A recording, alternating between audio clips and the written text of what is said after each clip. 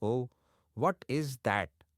This right here is the Apocalypse Speedster Cheetah, a wild super off-roader built for both speed and survival. It's insane. Designed to dominate the streets and the dirt, just look at it. The transparent hood showing off a supercharged Hellcat engine pushing 717 horsepower. Yet, the car weighs under 5,000 pounds.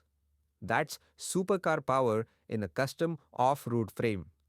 Up front, aggressive red lights, carbon fiber grills, and the aluminum body with that A for Apocalypse cutout. It all screams power and purpose. The suspension's fully exposed, roll bars wrapped in Kevlar, and those massive tires make it look like something straight out of a movie.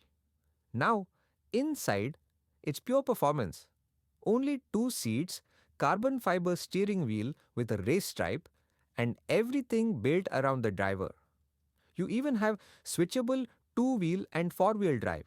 So, whether you're cruising city streets or tearing through mud, this beast can handle it all.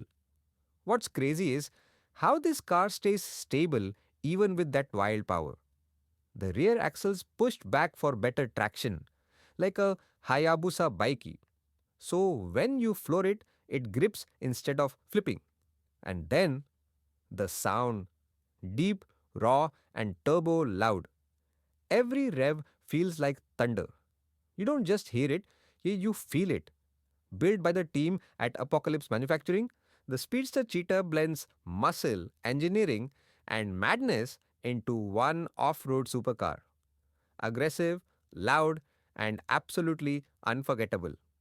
If you love insane custom builds like this, make sure to hit like, drop your thoughts below, and subscribe for more extreme car reviews.